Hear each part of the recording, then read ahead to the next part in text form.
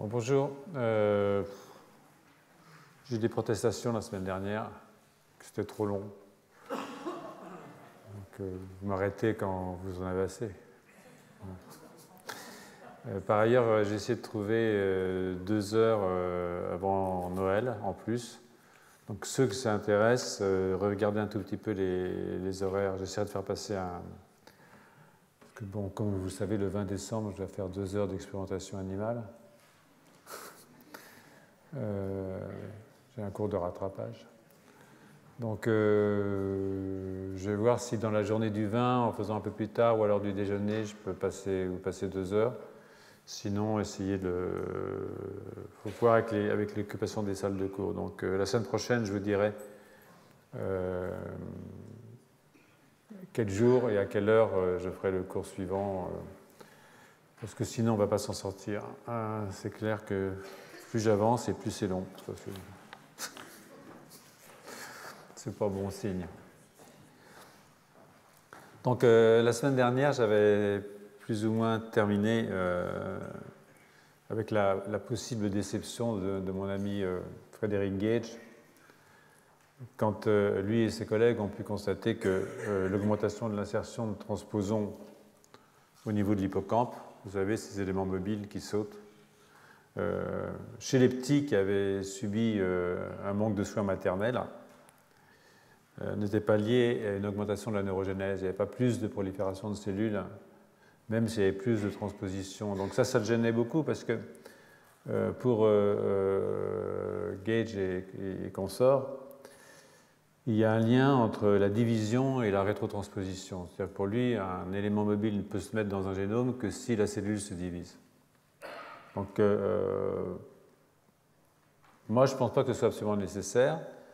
Mais eux pensent que c'est nécessaire parce qu'ils imaginent que la pénétration du complexe, vous savez, le messager, et puis les 100 protéines orphin P et la protéine orph P, qui font un gros complexe de messagers et protéines, ne peut pas rentrer dans le noyau sans qu'il y ait une coupure, enfin une dislocation de la membrane nucléaire, parce que c'est très gros.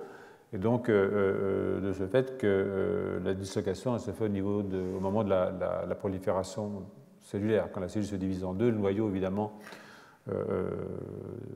se dissout, pour ainsi dire. Bon, moi, je ne suis pas sûr que ce soit le cas, parce que les protéines orphin P, comme les protéines orph P, ont ce qu'on appelle des signaux d'adressage nucléaire, c'est-à-dire qu'elles peuvent aller indépendamment dans le noyau, grâce à une séquence qu'on appelle NLS, localisation nucléaire, et qu'on peut imaginer qu'elle se réassocie à l'ARN après être passée à travers la membrane, qu'elle n'a pas forcément à y passer, associée au messager. Donc, je pense que c'est une affaire qui est à suivre. C'est important parce que si on ne pouvait pas rétrotransposer en l'absence de division cellulaire, ça voudrait dire qu'on ne pourrait pas rétrotransposer dans une cellule post-mitotique qui ne se divise plus, donc dans une cellule neuronale par exemple. Alors,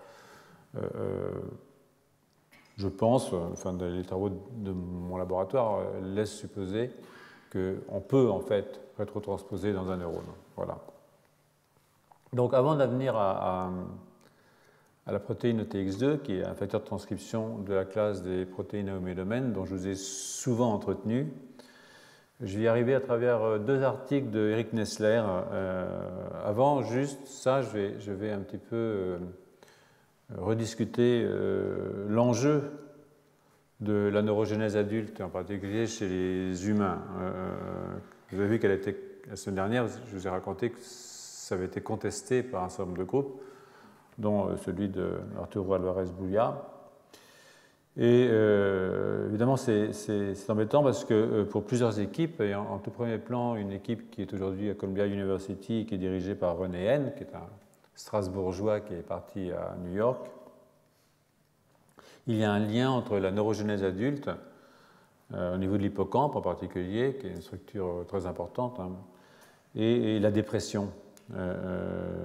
Donc je vais vous renvoyer à une revue, qui est cette revue-là, en fait, qui est la revue récente, 2017, de Hannaker et Henn, donc René Henn, et dont je vais vous résumer les éléments essentiels.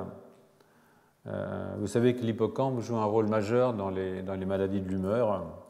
dans l'anxiété en particulier, dans la dépression absolument, et le lieu d'une neurogénèse non seulement au cours du développement, mais chez l'adulte. Moi j'en suis assez convaincu, y compris chez les humains, mais ça c'est notre affaire. Et chez les humains, pour René et pour ceux qui avaient démontré cette neurogénèse chez les humains, donc Cage, dont Friesen, dont N, sont environ 700 neurones par jour qui sont ajoutés à l'hippocampe. Enfin, ajoutés, c'est une façon de dire parce qu'il y en a qui disparaissent. Donc c'est une sorte de turnover de neurones qui se poursuit jusqu'à la mort. Et d'après les données qu'on avait, en fait, ça ne change pas avec le temps. C'est-à-dire au cours du vieillissement, on a toujours autant de neurones qui arrivent. C'est peut-être la seule chose qui ne change pas au cours du vieillissement si René N a raison, et s'ils ont raison. Voilà. Donc ceux qui soutiennent cette hypothèse, évidemment, sont nombreux parce que en fait, c'est surtout assez important, je vous dirais pourquoi, parce que en particulier pour la dépression, par exemple, il y a pas mal de travaux chez la souris qui suggèrent que si on donne un antidépresseur à une souris, l'antidépresseur ne marche plus si on bloque la neurogénèse. Vous savez que même chez les humains, quand vous donnez un antidépresseur, par exemple du type Prozac, à un humain, il lui faut à peu près 3 semaines pour que ça s'améliore. Enfin, pas parfaitement, hein. On ne sort jamais totalement d'un effet déprimé, bon, ça c'est autre chose. Mais si le Prozac est un inhibiteur de la recapture de sérotonine, ne marchait que par la recapture de sérotonine, ça devrait avoir un effet immédiat, parce que bon, c'est un effet immédiat sur la recapture du neuromédiateur. Alors, en fait, s'il faut 3 semaines, c'est vraiment qu'il y a des choses de plus long terme qui doivent se mettre en place. Et une des idées, c'est qu'une des choses de plus long terme, c'est justement une activité sur la neurogénèse. Et ça va avec le fait que dans des modèles murins de dépression, alors évidemment c'est toujours compliqué de savoir ce que c'est qu'une souris déprimée, mais vous allez voir, on y arrive quand même. Quand on arrive, eh bien, si on bloque la neurogénèse, les antidépresseurs qu'on teste chez la souris ne fonctionnent plus. Donc il y a un enjeu médical qui est réel derrière ça, qui est la recherche de molécules qui permettent de lutter contre les états dépressifs. Voilà. Donc chez l'hippocampe, là, il faut le reconnaître, ce n'est pas une structure homogène. Hein. L'hippocampe, là, il est ici, vous voyez, c'est une souris, donc il y a une région dorsale, une région ventrale. C'est pas du tout Alors la partie dorsale chez les rongeurs, c'est la partie postérieure chez nous. Alors, on est bipède, hein, on ne marche pas à 4 pattes. Elle est impliquée, enfin pas toujours, elle est impliquée dans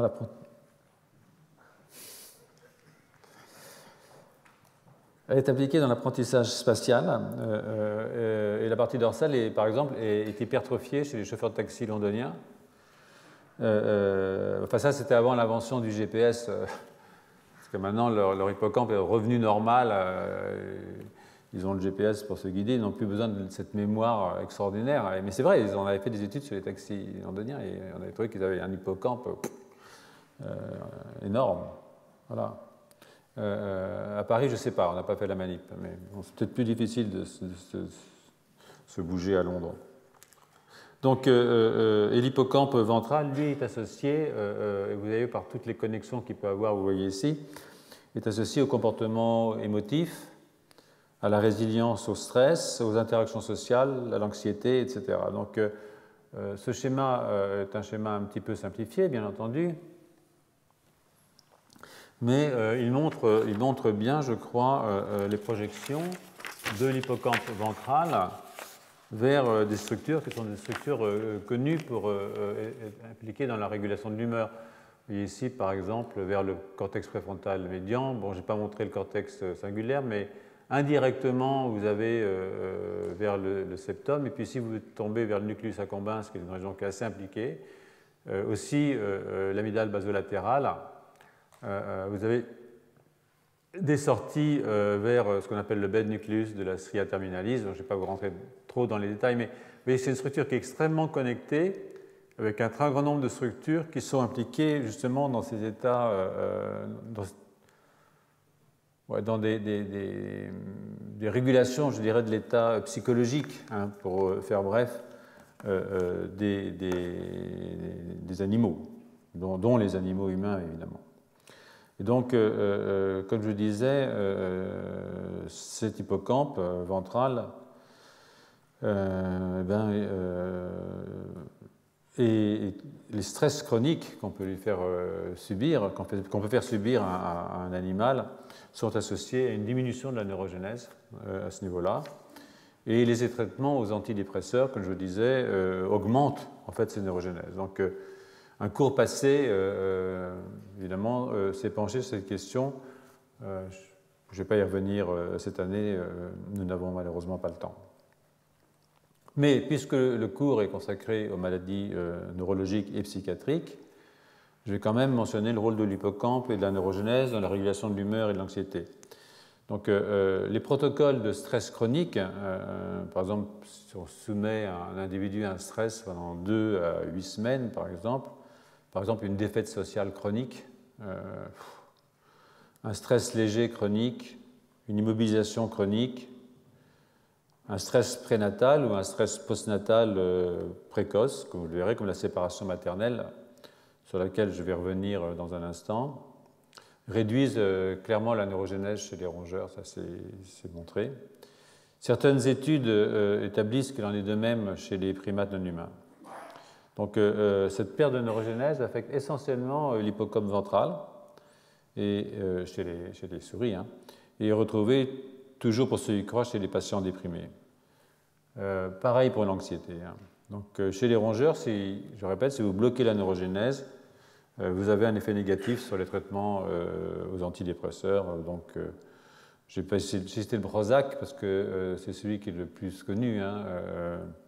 Beaucoup de gens ont pris, prennent ou prendront du Prozac le plus tard possible, bien entendu. Voilà.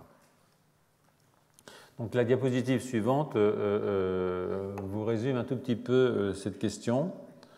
Et vous voyez ici, par exemple, que quand on a une neurogénèse forte, alors là je parle pour les souris, hein, bien entendu, que vous faites une réponse au stress, vous avez une réponse au stress, bien entendu. Hein. Ce n'est pas parce qu'on a une bonne neurogénèse qu'on n'est pas stressé.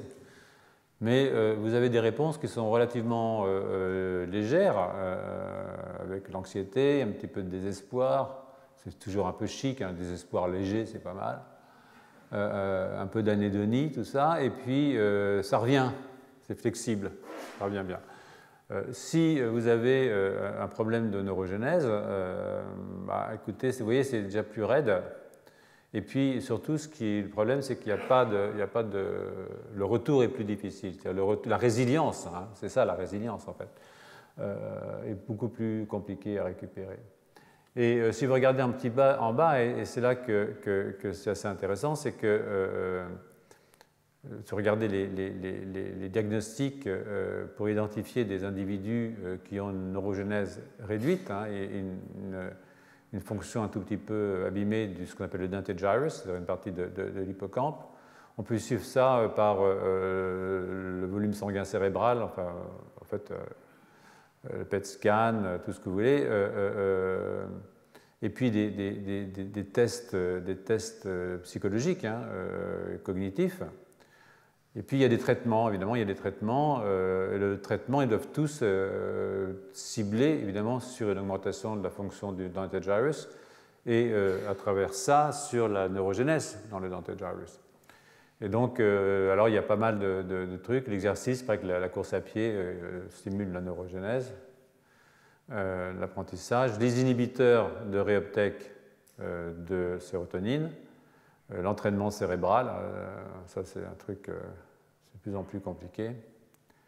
Et puis, c'est surtout ça qui nous intéresse, c'est-à-dire les futurs agents pharmacologiques qui nous permettraient de faire de l'exercice dans notre lit, je veux dire en dormant. Petite pilule et neurogénèse à fond pendant qu'on dort. On se réveille le matin impeccable, quand même formidable. Hein. Plus du tout déprimé. D'ailleurs, quand on est déprimé, on ne se réveille pas le matin. Vous savez, on a envie de dormir le plus longtemps possible pour ne pas affronter les ténèbres extérieures. Alors, l'output, bien sûr, c'est la réparation et la bonne humeur et la joie de vivre jusqu'à la fin. Voilà. Donc, vous voyez qu'il y a donc un enjeu assez fort sur ces histoires de neurogenèse adulte et que cette bataille qui a lieu, qui à mon avis est une bataille... ouais, je pense qu'honnêtement, j'espère qu'il y a de la neurogenèse chez l'adulte, voilà, chez les humains surtout. Voilà. Wishful thinking peut-être, mais enfin bon, non, je ne crois pas. Donc maintenant, je vais venir à un modèle que j'avais présenté l'année dernière, mais vous allez mieux comprendre aujourd'hui son intérêt dans le contexte justement de ces maladies neurologiques et psychiatriques, et dans celui aussi des instabilités du génome, puisque notre but cette année, c'est de montrer le lien qu'il peut y avoir entre l'instabilité génétique et ces maladies. Donc je vais le relier d'une certaine façon au travail du groupe de Rusty Gage sur la rétrotransposition et la séparation maternelle dont je vous avais parlé l'année dernière.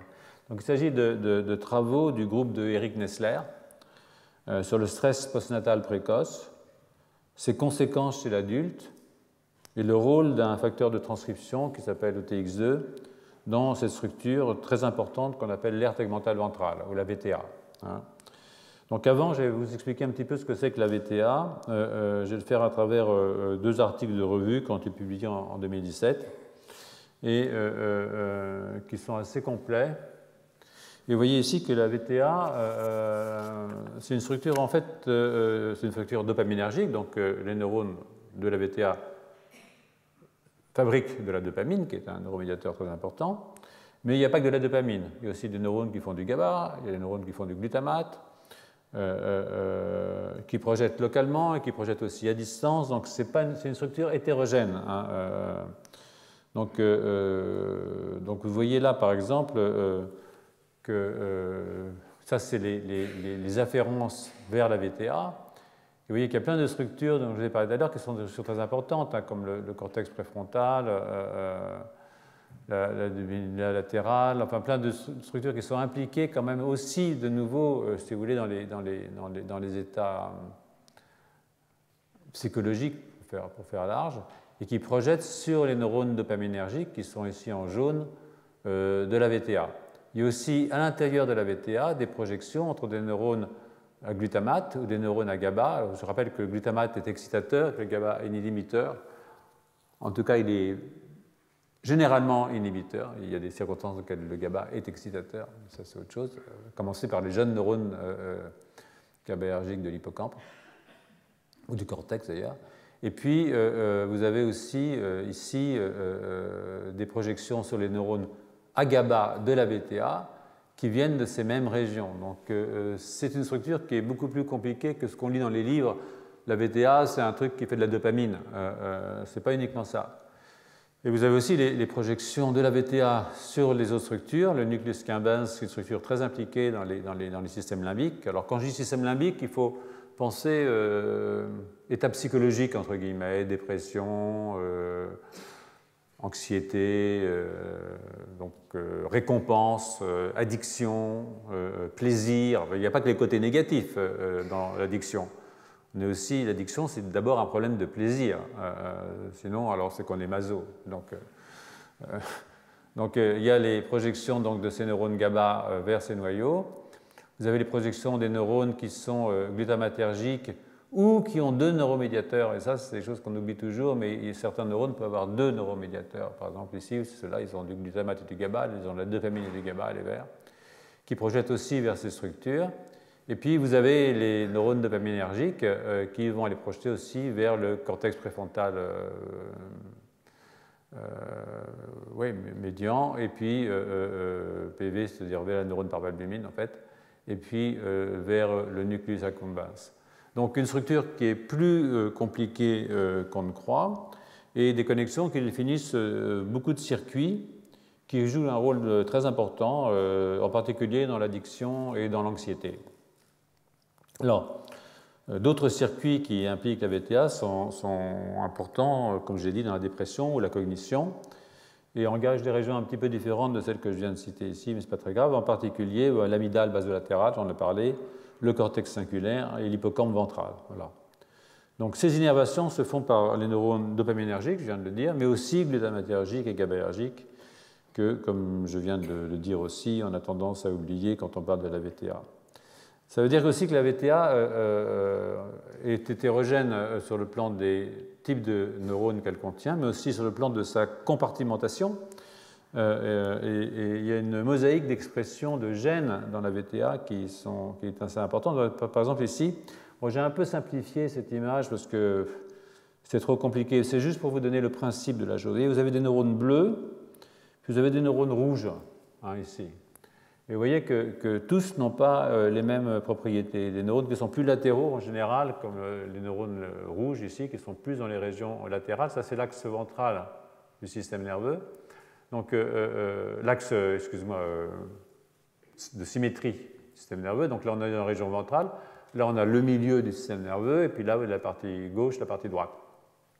Donc, sur les côtés les plus latérales de cette façon, vous avez des neurones qui ont des propriétés particulières au niveau de l'expression de messagers qui codent en particulier pour la recapture de dopamine, comme DAT, qui sont absents, par exemple, dans les neurones bleus ici. Donc, vous voyez, même dans les neurones dopaminergiques, vous avez une hétérogénéité de type cellulaire.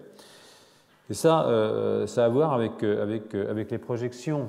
Parce que vous voyez ici, par exemple, si vous injectez un colorant dans des régions mésocorticales, vous soyez ici dans le cortex frontal, en fait, ou dans le cortex singulaire, eh bien, vous voyez que les projections sont, là où il y a les points rouges, plutôt dans la région paranigrale, ça c'est la substance noire, ou dans le parabrachial, c'est-à-dire en fait dans le centre, une petite région de la VTA ici.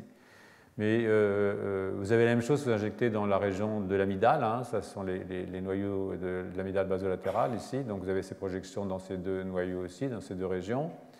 Puis vous voyez que si maintenant vous allez injecter dans le système mésolimbique, ici par exemple c'est l'accumbens, eh bien vous allez projeter, maintenant vous allez commencer à toucher des régions du noyau interfascicularis, qui est un petit peu plus en fait latéral.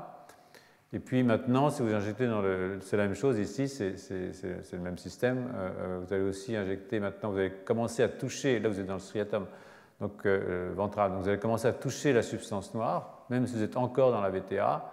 Puis maintenant, si vous injectez dans le striatum dorsal, qui est un système purement moteur, alors là, vous allez toucher uniquement dans la substance noire et vous allez épargner maintenant la VTA. Donc vous voyez que toute cette région dopaminergique, et ce n'est pas juste un noyau, chaque cellule, en fait, a ses propriétés particulières. Et donc il y a une pharmacologie probablement extrêmement précise à comprendre pour savoir comment fonctionnent à la fois les systèmes moteurs et puis les systèmes qui sont non moteurs, et qui sont régulés par les neurones dopaminergiques pour l'essentiel. Aussi, évidemment, je viens de vous le dire, par des neurones qui sont GABAergiques ou glutamatergiques. Donc les neurones de la substance noire, qui sont ici, sont ceux, comme vous le savez, qui dégénèrent dans la maladie de Parkinson, mais il y a aussi quelques neurones de la VTA qui dégénèrent aussi dans la maladie de Parkinson. Ça dégénère moins vite, mais ça dégénère quand même.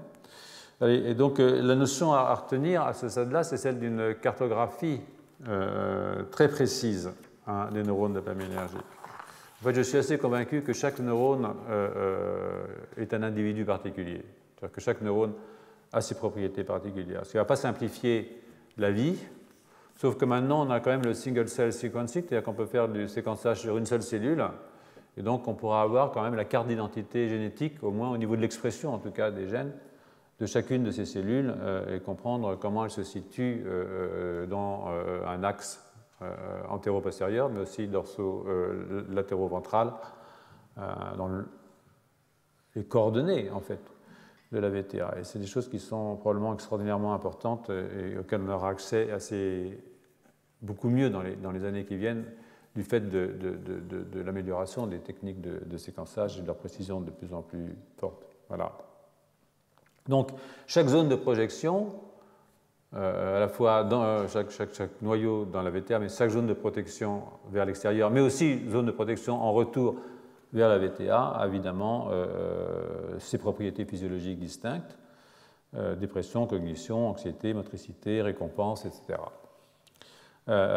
C'est donc une zone du cerveau qui est extraordinairement importante, elle joue un rôle fondamental dans la régulation des maladies neurologiques et psychiatriques, si tant est, comme je vous l'ai dit plusieurs fois, que cette distinction entre maladies neurologiques et psychiatriques, qui a été en fait nouvelle, hein, elle date des années 60, soit encore opératoire. En fait, il y a un gradient dans ces maladies. Je ne pense pas que... La seule chose qu'on puisse dire, c'est que les maladies psychiatriques sont plutôt plus précoces, hein, l'autisme évidemment, et les schizophrénies évidemment, et que les maladies neurodégénératives sont plus tardives. Enfin, il faut l'espérer, ça dépend des gens. Donc, voilà. Donc maintenant qu'on est un tout petit peu éclairé sur la VTA, je vais revenir sur le travail du groupe de Nessler, qui est un travail qui est un stress prénatal précoce, qui consiste à séparer les enfants de la mère. Donc c'est un stress pour les enfants, peut-être pour la mère aussi, peut-être pour les enfants, d'ailleurs on n'en sait rien, il y a peut-être des enfants qui s'en trouvent mieux, donc, mais ça c'est autre chose. Ça ne se rentre pas dans la manip de Nessler, elle travaille sur les souris, donc on ne leur demande pas ce qu'elles pensent. Donc dans cet article de 2017, les auteurs nous rappellent hein, qu'un stress dans l'enfance, et ça c'est clair, peut induire des risques de dépression en augmentant la sensibilité de l'adulte qui fut un enfant hein, aux événements stressants une fois arrivé à la vie adulte. Donc, la VTA est un, comme je l'ai dit, la VTA là est un noyau dopaminergique qui est impliqué dans la dépression et dans la régulation de l'humeur.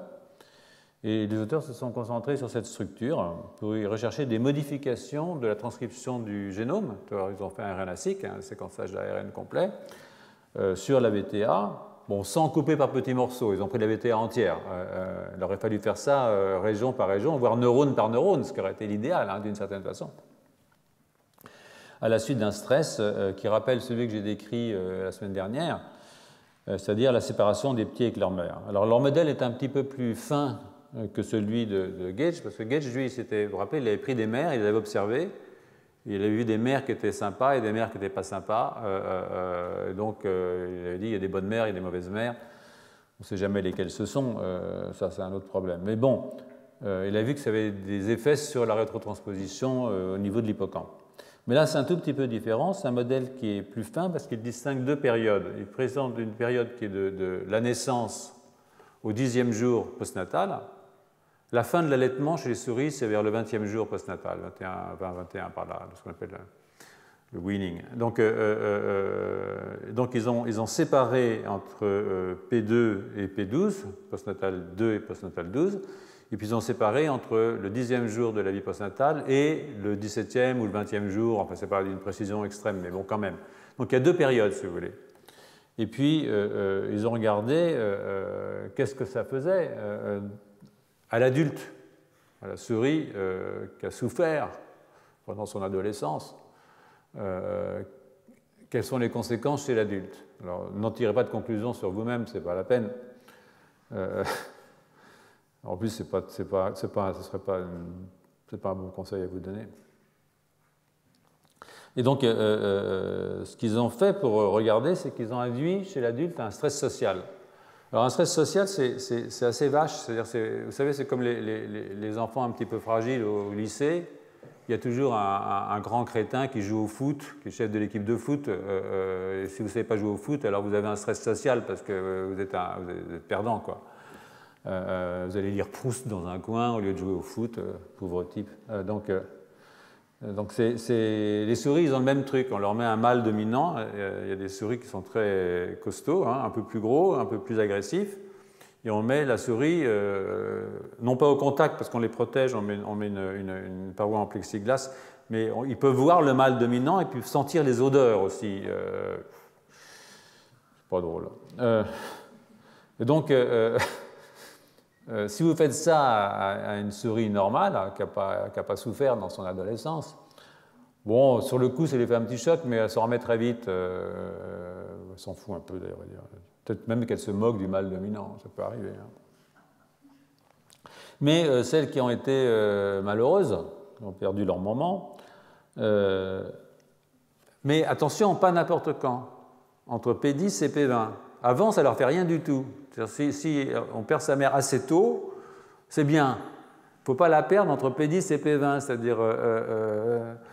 et puis après P20, on s'en fiche aussi. Donc, il y a quand même une période critique. Vous voyez, c'est la notion de période critique qui est importante là. Je vous ai souvent parlé des périodes critiques pour le cortex dans les années précédentes, pour ceux qui suivent un petit peu l'affaire. Donc ces souris qui sont soumises à ce stress, ben elles sont vraiment déprimées, quoi. Voilà. Donc, alors voilà, vous voyez ici une souris qui a été normale, quoi. Puis celles-là, elles ont été soumises à un stress, soit tôt, avant la période critique, elles s'en fichent, hein. Mais celles-là, malheureusement, elles ont été soumises à ce stress maternel de séparation entre P10 et P20. Elles s'étaient habituées à leur mère, peut-être, hein. Donc, les séparer, c'est plus difficile. Si on est séparé avant d'être habitué à sa mère, tout va bien, quoi. C'est ça que ça veut dire. Donc, voilà, donc, elle a un score d'interaction sociale qui n'est pas bon. Ensuite, vous voyez ici, quand on la remet devant la figure du mâle dominant, derrière un plexi, hein, évidemment, elles évitent d'arriver, toi les autres s'en fichent, hein, mais celles-là, non, elles évitent d'y aller. Et puis, il y a la dépression aussi, c'est-à-dire elles n'aiment plus l'eau sucrée, enfin des tas de trucs comme ça. Elles ne sont pas bien, quoi. Elles sont angoissées, elles sont déprimées, et elles vont rester toute la vie. Ça, c'est ça qui est vache, quoi, parce que ça peut durer longtemps. Enfin, chez les souris, ça dure moins longtemps que chez nous, mais ça peut durer longtemps quand même pour une souris. 3 ans de déprime pour une souris, c'est quand même long, quoi. Donc, voilà, donc, à quoi c'est lié ça? Donc, ils ont fait aussi alors, non, ils ont fait des séquençages d'ARN et ils ont regardé donc, dans la VTA quels sont les messagers qui sont transcrits quand on sépare entre P10 et P20 et ils ont vu qu'il y avait environ 225 gènes dont l'expression est altérée par le stress entre P10 et P20. Et la défaite sociale altère en plus chez les susceptibles, hein, parce qu'il y en a qui résistent, il y a des résilients quand même, ça c'est quand même sympa. Vous voyez, ceux-là, ils ont beau avoir subi le... Ils s'en fichent. Donc ça c'est costauds, voilà. C'est toujours l'humain et l'animal, c'est toujours un petit peu... c'est pas des machines, quoi. Enfin, n'est pas machine qui veut, en tout cas. Donc, ils ont identifié ces bases avec et sans défaite sociale. Et ce qu'ils ont trouvé, c'est qu'il y a des changements transcriptionnels de longue durée, je vais y revenir, ce qui veut dire qu'il y a des modifications épigénétiques. C'est-à-dire que vous faites un stress pendant 10 jours, et après, toute la vie, vous avez une modification de l'expression génétique. Donc ça, c'est important. Il y a un marquage. Chez vous, il y en a pas mal parmi vous qui vont au cours d'édite, j'imagine, et donc l'épigénétique n'a plus de secret pour vous. Pour moi, toujours un peu, mais bon, c'est du mal à apprendre. Donc vous voyez dans la diapositive suivante qu'il y a un gène qui bouge pas mal, hein, COTX2, le facteur de transcription. Et c'est un facteur de transcription qui est intéressant parce que c'est un facteur de transcription qui est exprimé très fortement dans la VTA. Très fortement dans la VTA. Et il est exprimé très tôt au cours du développement. Si vous retirez OTX2 très tôt au cours du développement à une souris, elle perd la tête. Il n'y a plus de tête. Il n'y a plus d'avant. Mais chez un homme aussi, il fait des anencéphales. Mais plus tardivement, ces facteurs de transcription ont d'autres fonctions, et donc ils développent d'autres fonctions, en particulier des fonctions de signalisation. On en a souvent parlé quand on a parlé des périodes critiques au cours des années précédentes. Je ne vais pas en reparler cette année, c'est promis.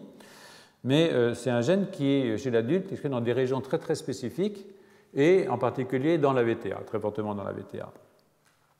Et donc si vous regardez un tout petit peu les gènes qui sont co-régulés à la baisse avec OTX2, vous voyez que vous avez tous ces gènes-là, c'est intéressant. Et puis surtout, vous avez ces cocos-là. Ça, c'est des gènes de régulation, donc c'est un pathway, ça, qui est sous le contrôle plus ou moins d'OTX2. Mais là, ce sont des gènes dont on peut voir qu'ils sont très très fortement diminués, même quand OTX2 n'est que peu diminué. Alors là, c'est une échelle logarithmique, donc il est plus diminué qu'il ne paraît ici, mais vous voyez tous ces gènes-là qui sont des gènes cibles probablement de TX2. Hein, je ne vais pas rentrer dans le détail de la différence entre cela et cela parce que ça nous emmènera un petit peu loin sur les analyses bioinformatiques. Mais ce que vous voyez ici, c'est qu'effectivement, ici vous séparez la mère des enfants et OTX2 normalement baisse au cours du développement son expression dans les neurones dopaminergiques de la VTA. Mais si vous séparez la mère des enfants, vous avez une baisse beaucoup plus rapide. Hein, puis ensuite, ça redevient normal. Donc vous avez une baisse transitoire de la synthèse, de la transcription de ce gène OTX2 qui se traduit par des modifications de la transcription de ces autres gènes que vous pouvez voir ici, qui sont des gènes d'ailleurs assez intéressants. Vous voyez, OTX2 est au top de ces éléments régulateurs. C'est un des éléments régulateurs qui est le plus modifié. Dans cet état transcriptionnel qui en font une signature d'un état dépressif chez la souris. Et donc, bon, OTX2, je vous ai dit, c'est la tête, c'est la frontière mésencéphale-télencéphale, et puis c'est un facteur qui est essentiel à la formation et à la survie des neurones dopaminergiques de la VTA. Donc 70% des cellules, hein, il y a 30% des cellules qui ne le sont pas. Donc cette prédiction que OTX2, ce facteur de transcription, est un régulateur et donc est fondée sur la pression forte par le stress, hein, des gènes qui sont listés ici en D, là, sur ces diapositives. OTX2 aussi est diminué, je vous l'ai dit, moins, hein, évidemment, mais de façon significative, parce qu'on est en logarithmique. Hein, donc en fait, il est diminué, je dirais, de 25 à 30%. Ce qui peut être considérable. Hein, une diminution d'un facteur de transcription de 20%, ça peut être considérable. Il y a des gens qui disent « Oh, 20%, c'est rien du tout », mais la génétique, c'est de la physiologie. C'est ce que vous m'avez souvent entendu dire, c'est de la physiologie. 10 à 20%, c'est énorme. Hein.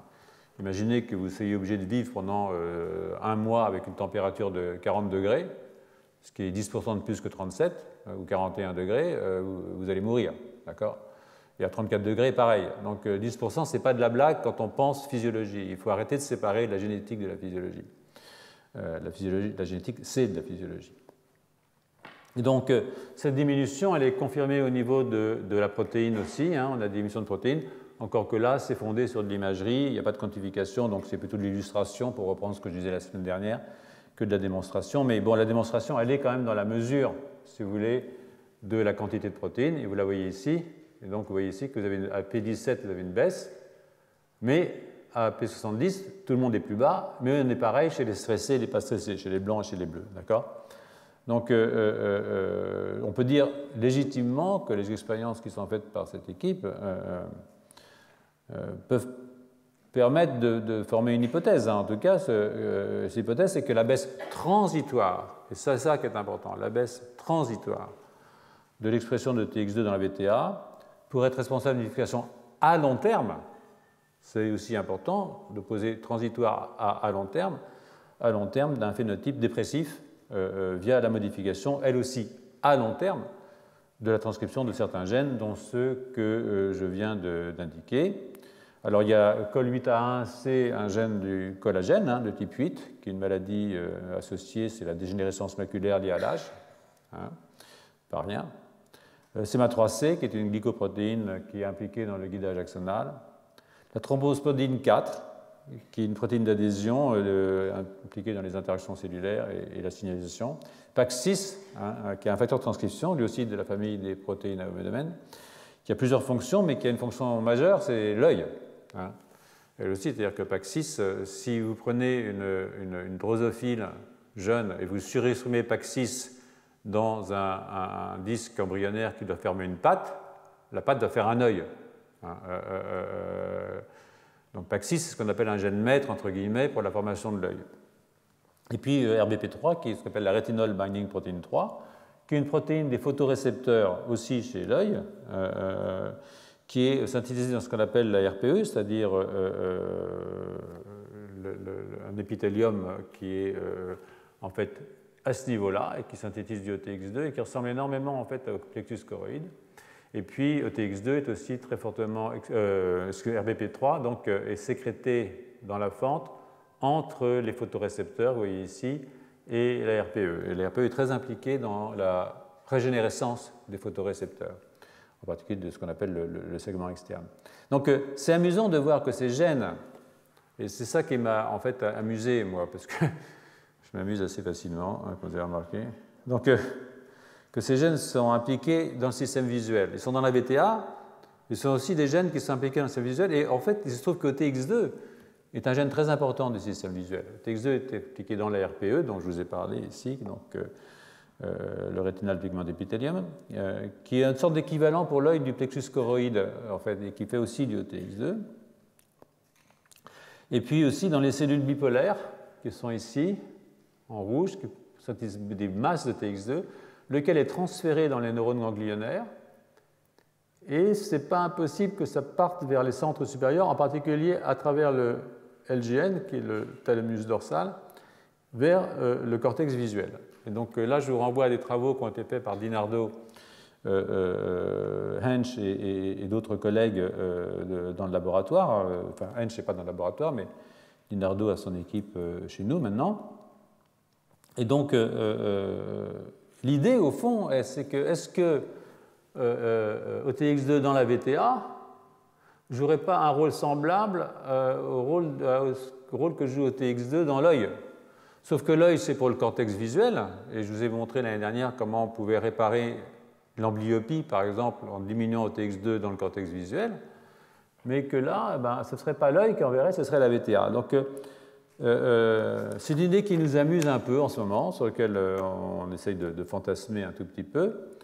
Mais on pourrait imaginer, par exemple, qu'il y ait un mécanisme sensoriel qui soit conservé pour une fonction psychologique. C'est-à-dire que la VTA serait l'œil des systèmes limbiques. C'est-à-dire que l'œil envoie au cortex visuel et que la VTA enverrait au cortex limbique, aux structures limbiques. Et donc, ça serait très intéressant parce que derrière tout ça, il y a aussi la notion de période critique. Hein, c'est entre P10 et P20 que ça se passe, et pas avant et pas après. Et pareil, si je ferme un œil chez la souris avant P20, il ne se passe rien, après P40, il ne se passe rien, mais entre P20 et P40, je peux développer une maladie qui s'appelle l'amblyopie, tout bêtement. Et si c'était vrai, cette histoire, et si on pouvait creuser ça, ça voudrait dire qu'au fond, il y aurait un mécanisme sensoriel qui serait conservé pour une fonction psychologique. Et ça nous autoriserait, et c'est là que c'est important évidemment, à utiliser les systèmes sensoriels pour rechercher des médicaments qui seraient efficaces pour traiter des maladies de l'humeur, voire des dépressions, etc. Donc, cette analogie entre les deux systèmes, on va s'amuser à la creuser hein, dans notre équipe et dans l'équipe d'Ariel.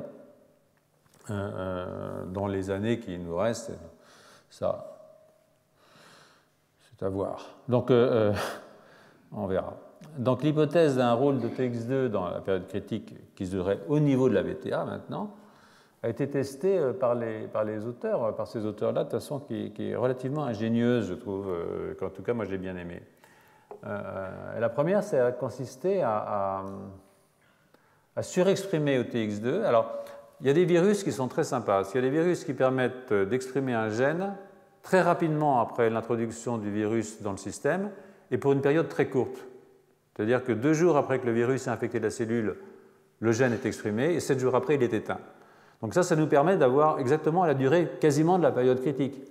Donc ce qu'ils ont fait, c'est qu'ils ont utilisé ce virus, qui est un virus de l'herpès, hein, c'est un herpès simplex, un HSV, et ils ont cloné OTX2 dans le HSV, ils ont infecté les neurones dopaminergiques avec le virus, et qu'est-ce qui se passe hein? Il se passe que c'est pas mal parce que là, ils ont pris une souris qu'ils ont stressée. Hein? Alors vous voyez que si je compare le standard et le late, là, oh là là, je suis très déprimé. Hein? Mais si maintenant je surexprime OTX2 dans la période P10, P20, ben, qu'est-ce qui se passe? C'est que chez le standard, alors là j'ai un boom d'interaction sociale, hein, même chez le normal, avoir plus d'OTX2, ça rend affectueux. Enfin, si les interactions sociales sont de l'ordre affectif, parce que des fois ça peut être plus dur que ça, mais bon. Mais si je le fais chez un soi-disant déprimé, vous voyez que maintenant il a le niveau d'un normal. Donc en fait, je peux séparer la mère du petit, mais si quand je fais ça, je leur balance du OTX2, tout va bien. Hein. Comme quoi, l'amour, des fois, ça se résume à peu de choses. Un peu plus, un peu moins d'OTX2, ça ramène les choses à leur juste proportion. Donc on peut aussi faire ça chez l'adulte. Alors un adulte qui a été déprimé, hein, voilà quoi. Et on lui balance quand même du OTX2, et ben, ça le remet en forme. Donc c'est réversible, donc ça c'est la bonne nouvelle.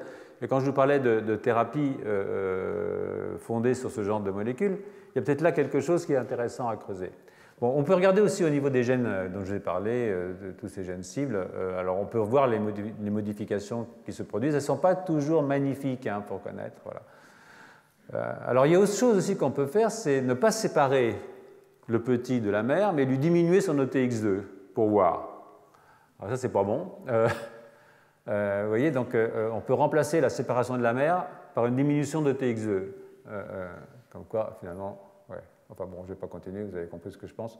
Donc, vous voyez que, en fait, ce petit-là, à qui on a retiré de TX2, mais on a laissé sa mère, eh ben, c'est comme si on lui avait retiré sa mère.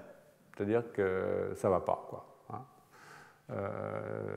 Vous pouvez aussi faire ça chez l'adulte. Alors, au bout d'une semaine, il n'est quand même pas bien, mais il récupère. Au bout de 6 semaines, ça va mieux. Hein. Donc, ça, c'est intéressant parce que ça montre quand même des éléments de plasticité dans le système qui sont assez forts. Ouais, quoi, voilà, quoi. Oui, moi, je trouve ça extraordinairement intéressant. Par gain et perte de fonction, on arrive quand même à de OTX2.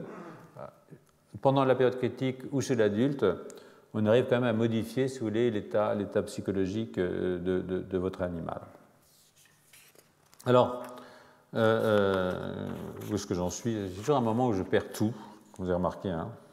Donc cette diapositive, oui, elle vous donne les conclusions de ce travail, qui sont des conclusions que je pense être des conclusions très importantes, parce que ces données établissent qu'une perte transitoire de TX2 dans la VTA juvénile est nécessaire et suffisante, hein, pour augmenter la sensibilité au stress chez l'adulte.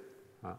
Et il y a donc une période sensitive, une période critique, hein, au cours du développement postnatal, avec des effets moléculaires et comportementaux de longue durée. Hein. Et là, vous voyez tout de suite qu'on va vers la question épigénétique, parce que comment est-ce que quelque chose de courte durée peut avoir des effets de longue durée s'il n'y a pas une modification stable au niveau de la structure de la chromatine ou évidemment de méthylation des CPG au niveau des promoteurs de certains gènes, voire évidemment des modifications de la méthylation des histones, en particulier H3K9.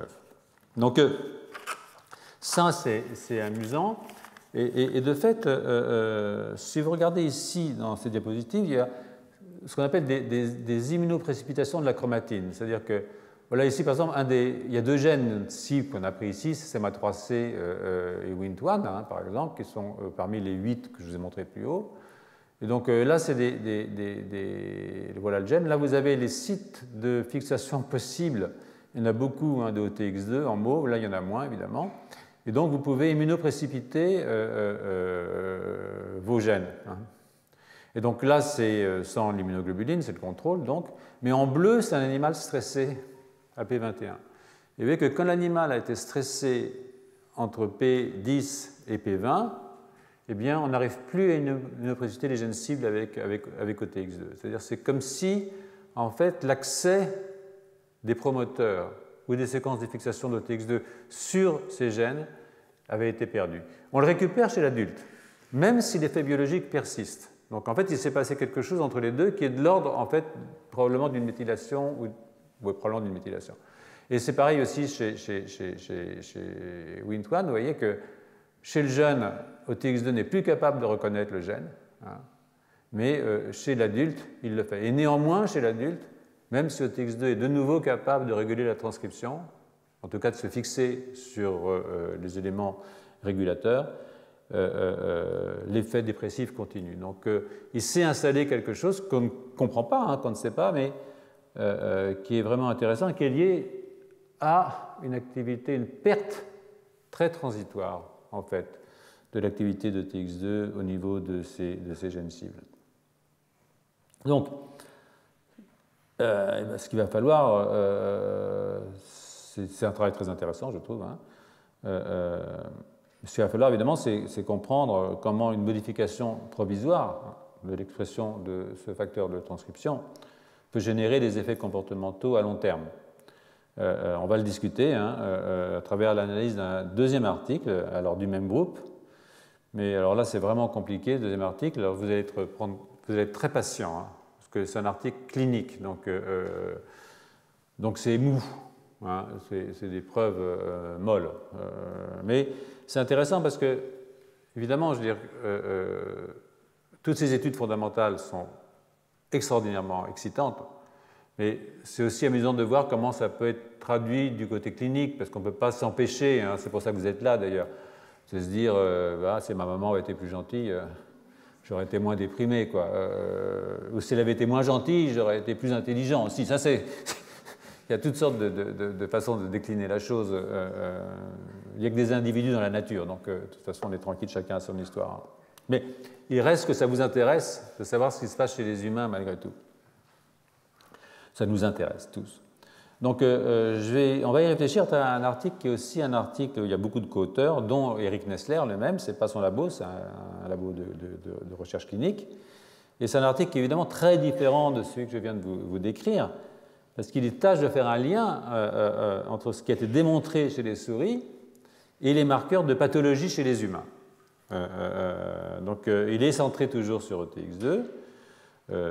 Bon, à cause de ce que je viens de vous raconter, hein, ça va de soi, mais aussi à cause des travaux qui démontrent qu'il y a un rôle d'OTX2 dans la plasticité du cortex cérébral, hein, y compris au niveau du cortex frontal médian. Et là, de nouveau, ces travaux de Dinardo et de Hench, comme j'ai pu vous les raconter les années précédentes, je crois.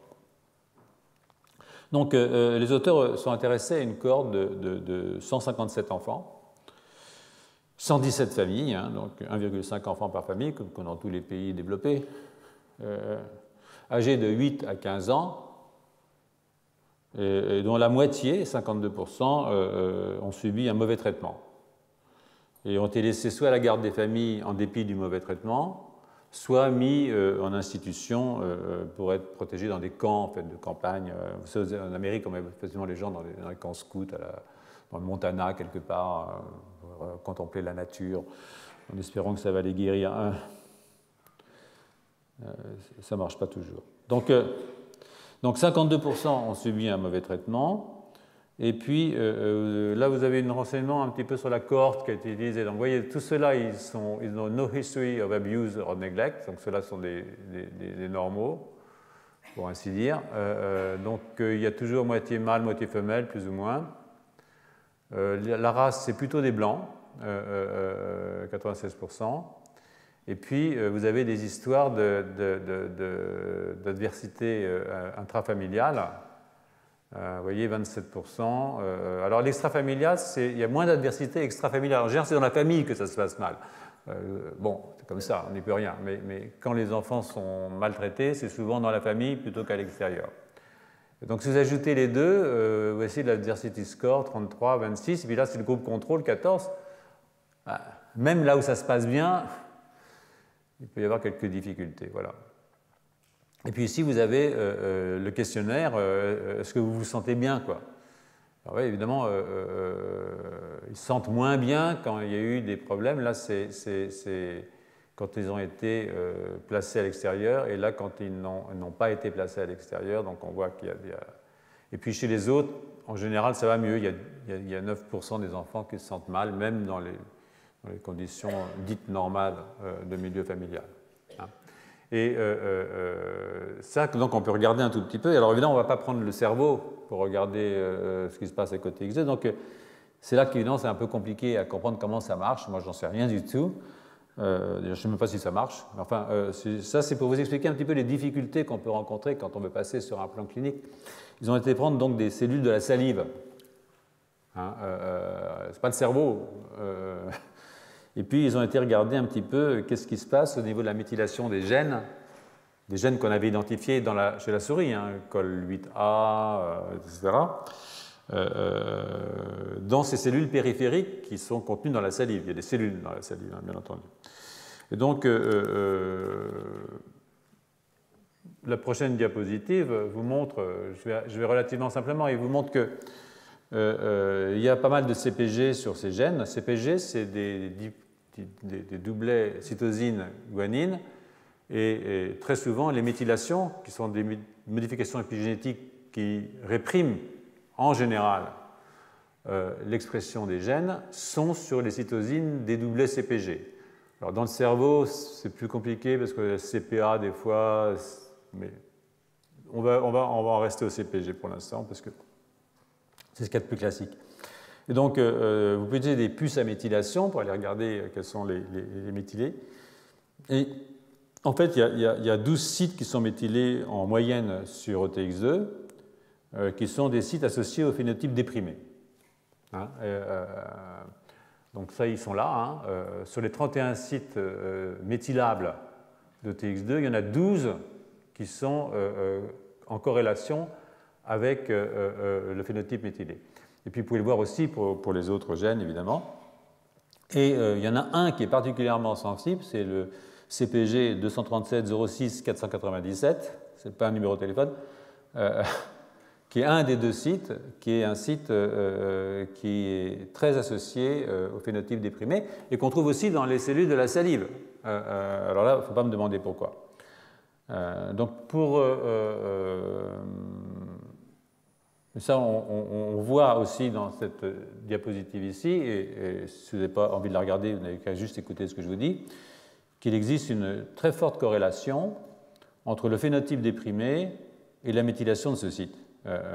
Donc je reviens maintenant à la table 2, qui nous donne les gènes identifiés dans l'article précédent, et il y a aussi, bon, évidemment, TX2 est méthylé sur son 5' unitaire, c'est-à-dire la région en 5' sur laquelle se fixe le vecteur de transcription qui va permettre la transcription du gène. Si c'est méthylé, ça va être moins exprimé. Hein. Et cette méthylation, elle corrèle aussi de façon assez bonne, pas parfaite, mais assez bonne, avec des méthylations sur les gènes cibles. Et les probabilités que ce soit, c'est en général inférieur à 0,02 pour RBP3, 0,01 pour CMA3C, 0,01 pour THSV4, 0,01 pour WIN1, encore plus bas pour PAX6. Bon, la relation avec la corrélation pour COL8A est faible puisque la probabilité qu'il y ait une erreur est de 10%, CP égale 0,1. Donc les méthylations sont en général sur les introns, c'est les régions non codantes, mais dans le corps du gène. Hein. Et puis parfois sur le premier exon, en tout cas dans le cas de PAX6, c'est sur le premier exon du gène PAX6. Les données ont été validées pour OTX2, pour PAX6, pas de nouvelles, parce qu'on appelle le séquençage bisulfite. C'est un séquençage qui permet de voir où sont les groupements méthyl. Alors, je vous avais donné l'année dernière le principe du séquençage bisulfite, donc vous le connaissez par cœur. Ce n'est pas la peine que je vous le raconte de nouveau. De toute façon, tout ce que vous savez, c'est que là, on est sûr que c'est méthylé parce qu'on a fait le séquençage du gène, donc on est tranquille. Donc, c'était confirmé. Et puis, alors là, ils ont fait un truc qui est franchement incroyable. Je ne sais pas si c'est vrai. Hein. C'est qu'ils ont fait de l'imagerie cérébrale. Vous vous rappelez de l'année dernière, je vous ai raconté ce que c'est que le fMRI resting state, c'est-à-dire que la résonance magnétique, imagerie par résonance magnétique en resting state. C'est-à-dire que si vous avez ici, au cours du temps, de la consommation d'oxygène que vous pouvez suivre par résonance magnétique, donc vous voyez les formes oxydées et non oxydées de l'oxygène, c'est-à-dire la consommation d'oxygène en fait par vos tissus nerveux, et vous prenez une autre région où vous avez exactement la même cinétique, quand c'est haut ici, c'est haut ici, quand c'est bas ici, c'est bas ici, vous voyez ça au cours du temps, c'est que les deux régions sont en connexion, elles parlent en même temps. et donc elles consomment l'oxygène en même temps. Donc en suivant ce qu'on appelle le BOLD, hein, l'oxydation de l'oxygène, on peut, d'une certaine façon, savoir quelle structure parle avec quelle structure. Je vous avais fait ça l'année dernière, je ne sais pas si vous vous rappelez, pour les singes qui regardaient Le Bon, la Brute et le Truand, le film, et qui avaient les mêmes oscillations qu'un sapiens qui regardait le même film. Vous vous rappelez? C'était assez drôle cette histoire. Donc là, c'est dans des régions du cortex qui sont impliquées dans les phénomènes cognitifs. Et donc, je ne vais pas vous embêter trop longtemps avec ça, mais en plus qu'il est 5h et il est 3h02. Mais vous voyez ici, par exemple, que si vous regardez la méthylation de vos OTX2, donc plus, et puis ici, vous regardez... qu'est-ce qu'on regarde ici déjà? Je ne sais plus, moi. Je vais vous le dire tout de suite, hein, c'est pas très compliqué. C'est la dépression, c'est les scores de dépression. Hein. Donc, vous voyez ici les scores de dépression et les scores de méthylation. Donc, en fait, moins vous avez de méthylation, moins vous avez de dépression, c'est normal, c'est ce qu'on adore. Mais en même temps, vous avez une corrélation avec la connectivité dans le système nerveux. Et alors là, c'est amusant parce que on a une augmentation de la connectivité entre des gyrus, le subcallosal par exemple du cortex cingulaire, le cortex préfrontal ventromédian et la région ventrale du cortex frontal aussi. Donc il se trouve que ce qu'il faut retenir là, c'est que vous avez des modifications de l'activité d'interaction entre régions cérébrales qui sont liées à des modifications de la méthylation du promoteur d'OTX2 qui elle-même est liée à des scores de dépression. Donc on essaye comme ça de faire une espèce de coalescer un état dépressif, un état de méthylation et puis un état de fonctionnement de votre système nerveux central. Alors ce sont des corrélations bien entendu, en plus c'est les OTX2 qui sont pris dans la salive, donc ça fait appel à des tissus périphériques pour l'analyse moléculaire. Et je pense que vous devez concevoir toutes les difficultés qui sont liées à une étude clinique et la prudence maintenant qui s'impose hein, quant aux conclusions qu'on peut en tirer. Bon, les auteurs sont optimistes, mais bon, les auteurs sont toujours optimistes. Ils sont surtout optimistes quant à la possibilité de progresser dans la compréhension. Ça, sinon, ça peut changer de métier. Ne serait-ce que d'un point de vue diagnostique ou prognostique. C'est sûr, s'il suffisait de prendre de la salive et puis d'aller regarder la méthylation de TX2 pour dire voilà quelqu'un qui est déprimé, on va lui mettre du Prozac, ce serait bien. Bon, même si on me trouve des méthylations dans la salive, je ne suis pas sûr que je prendrais du Prozac pour autant. Mais bon, ça, c'est une question personnelle. Donc, en tout cas, ce travail suggère que la méthylation de TX2 sur le numéro 237 06 497, de nouveau, n'essayez pas de téléphoner, ce n'est pas un numéro de téléphone, est aussi associé à des méthylations sur des gènes qui sont partiellement réprimés dans le modèle murin de séparation maternelle. Donc, il y a peut-être un lien entre la souris et l'homme, de ce point de vue en tout cas. Et c'est d'assez bons indicateurs d'un état dépressif, d'une certaine façon, avec en tête de liste Paxis et Wnt1. Alors c'est dit, Paxis, Wnt1, est-ce que ça a à voir quelque chose avec les systèmes dopaminergiques? Après tout, pourquoi pas? Ouais, on peut le dire, parce que le rôle dopaminergique de Paxis, je le trouve un tout petit peu tiré par les cheveux. Ce qui me concerne, ce n'est pas vraiment un problème, mais... c'est sûr que Paxis est impliqué dans la neurogénèse, mais bon. Celui de Wnt1 est un peu plus crédible, je dirais, parce qu'il joue un rôle dans la mise en place des neurones dopaminergiques du mésencéphale, mais ça, c'est quand même assez tôt, donc à moins qu'on ait un stress prénatal, ça existe, hein, je vous en parlerai, il y a des stress prénataux qui sont durs. Bon, mais surtout, Wnt1 a un côté plus intéressant, je pense, qui est un gène de plasticité neuronale au niveau des noyaux de l'amygdale et au niveau des noyaux de l'hippocampe. Donc ça, c'est une autre affaire. En particulier, on voit des modifications de Wnt1 à la suite d'un stress aigu ou dans des protocoles de conditionnement à la peur, ce qu'on appelle le fear conditioning. Pour les données d'imagerie, hein, Alors, le nombre d'enfants qui a été examiné est très, très faible, ça va de soi. Bon, on peut dire que la méthylation de TX2 est associée avec une augmentation de la connectivité entre le cortex préfrontal ventromédian et les régions bilatérales du cortex frontal médian et du cortex singulaire. Donc, les clusters d'interaction les plus forts, significativement différents de la situation contrôle, vous les retrouverez en détail dans l'article pour ceux qui sont intéressés, mais ils sont impliqués quand même, ce sont des clusters d'interaction entre régions corticales qui sont connus pour être impliqués dans la dépression et dans le contrôle cognitif, dans un contexte affectif. Donc, je crois qu'il faut être très prudent, hein, les auteurs eux-mêmes sont très prudents, mais je pense que c'est intéressant parce que, vous voyez, on part d'un modèle murin extraordinairement contrôlé, maîtrisé, on peut tout faire. Puis on essaye de voir, avec tout le danger que cela représente, mais aussi tout l'intérêt que ça représente, dans quelle mesure ça peut avoir des conséquences sur notre compréhension de ce qui se passe chez un être humain, quoi. Donc maintenant, 15h07, je vous donne, je ne sais pas, on va voir. Je tiendrai au moins jusqu'à 15h30, et vous aussi, j'espère. Quand je vois qu'il y en a qui commencent à se lever, je m'en vais. Voilà. Quelles que soient les raisons pour lesquelles vous voulez.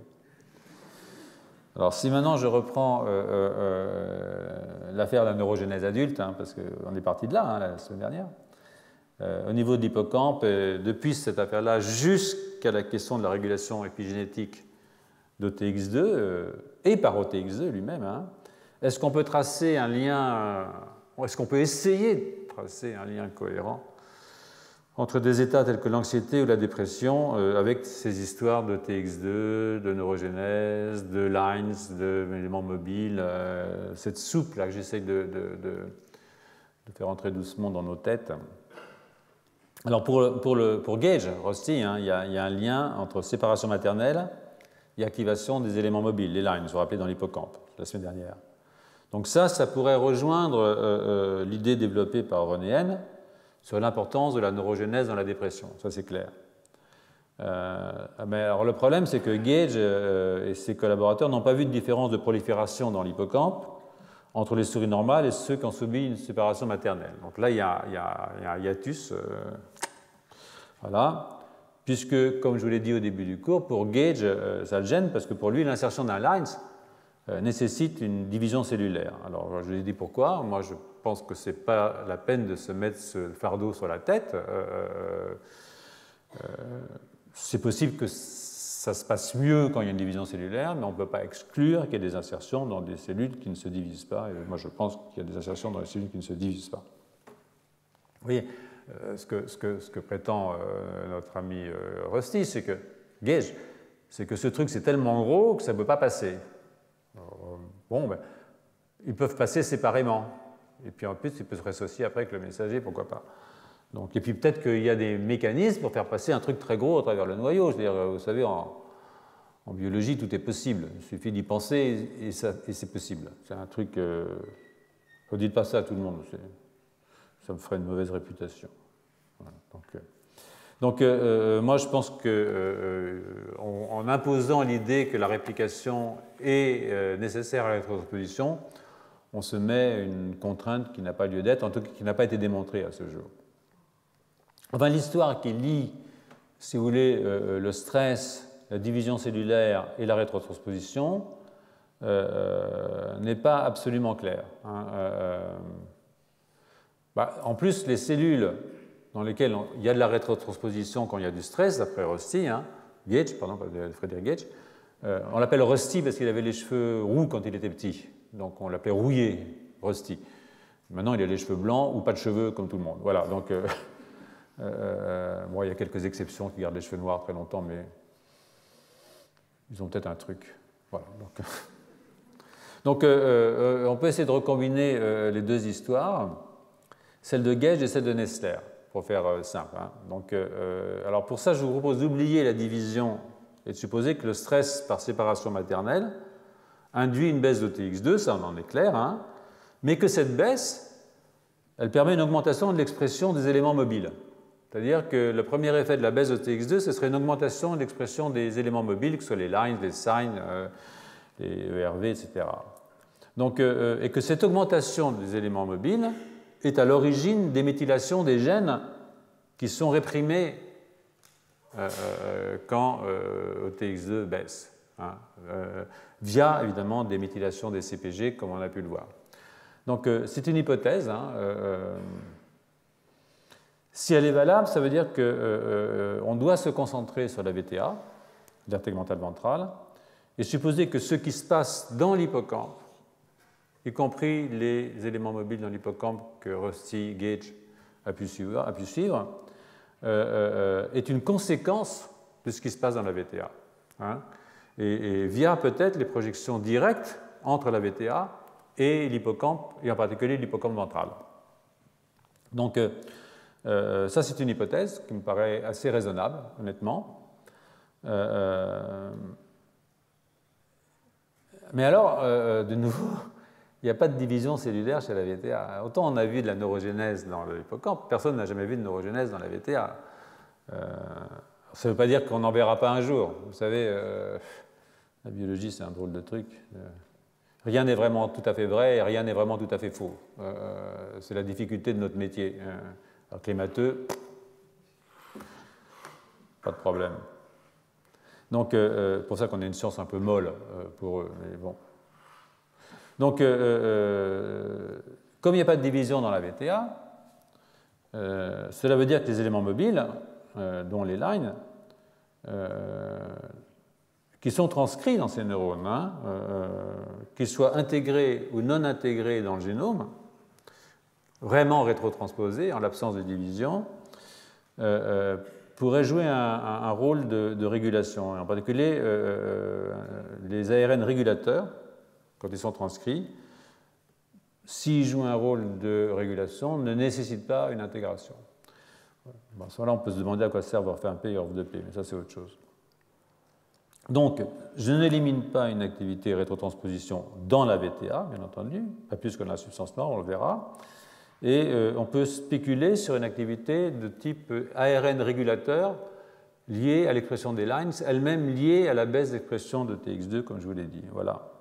Et donc, vous voyez, dans ça, en gros, c'est un petit peu ça. Par exemple, le rouge, là, ce serait un ARN régulateur, un lines, qui serait transcrit à la suite d'une baisse de TX2. Donc, quand TX2 baisse, paf, j'ai une transcription de mes lines qui vient s'hybrider dans mon gène sur un lines qui est lui-même intégré dans le gène, parce que je vous l'ai dit, il y a quand même 45% du génome qui est lié, qui sont des éléments transposables. Ils sont fossilisés, on en a parlé, ils ne bougent plus, mais ils sont là. Et très souvent, ils sont dans les introns des gènes. Donc, ce line viendrait s'hybrider là et pourrait recruter, si vous voulez, des protéines. Par exemple, ici en gris, ça pourrait être des DNA méthyltransférases, c'est-à-dire des protéines qui peuvent méthyler des CPG, par exemple.